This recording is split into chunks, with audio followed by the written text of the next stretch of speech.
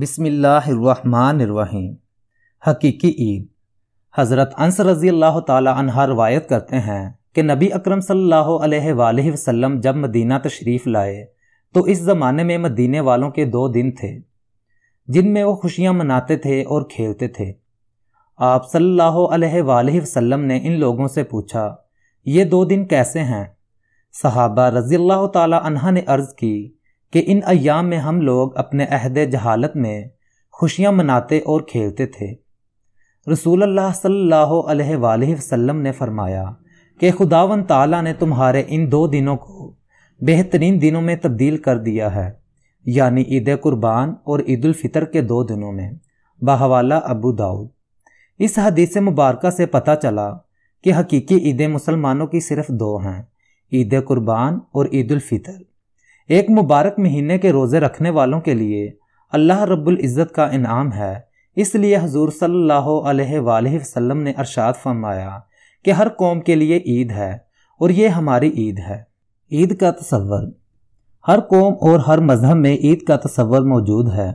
مدینے میں سرکار دو عالم صلی اللہ علیہ وآلہ وسلم کی آمد سے قبل نوروز اور مہرگان 2 تہوار منائے جاتے تھے۔ اسلام سے قبل سابقہ انبیاء علیہ السلام کی امتیں بھی عید منایا کرتی تھیں۔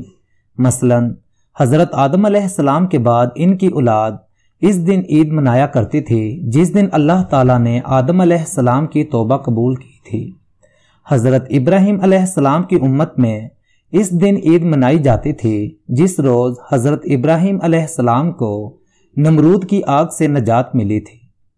حضرت موسیٰ علیہ السلام کی قوم بھی عید مناتی تھی۔ حضرت یونس علیہ السلام کی قوم اس روز عید مناتی تھی جس دن آپ نے مچھلی کے پیٹ سے نجات پائی۔ حضرت عیسیٰ علیہ السلام کی قوم اس روز عید مناتی تھی جس روز آسمان سے مائدہ نازل ہوا تھا۔ غرض یہ کہ عید کا تصور ہر دور میں، ہر قوم میں اور ہر مذہب میں موجود ہے، لیکن عید کا جتنا پاکیزہ تصور اسلام میں موجود ہے اور کہیں نہیں۔ رمضان المبارک کے روزوں اور عبادات کا صلہ عید الفطر ہے۔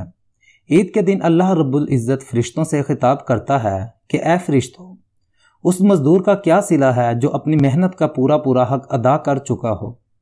فرشتے عرض کرتے ہیں، اے ہمارے رب، اس کا صلہ تو یہی ہے کہ اس کی محنت کا پورا معاوضہ دیا جائے۔ اللہ تعالیٰ ارشاد فرماتا ہے، فرشتوں، میں تمہیں گواہ ٹھہراتا ہوں کہ میں نے رمضان میں روزے رکھنے والوں اور تراویح اور نوافل میں قیام کرنے والوں کا ثواب اپنی رضامندی اور مغفرت کو قرار دیا ہے۔ انہوں نے میرا فرض ادا کر دیا ہے اور پھر نماز عید اور تکبیر کے شوق میں کلمات طیبہ کا ورد کرتے ہوئے اپنے گھروں سے عیدگاہ کا رخ کرتے ہیں۔ لہٰذا مجھے اپنی عزت و جلال کی قسم ہے کہ میں ان کی خطاؤں کو درگزر کروں گا اور ان کی حق میں ان کی دعائیں بھی قبول کروں گا۔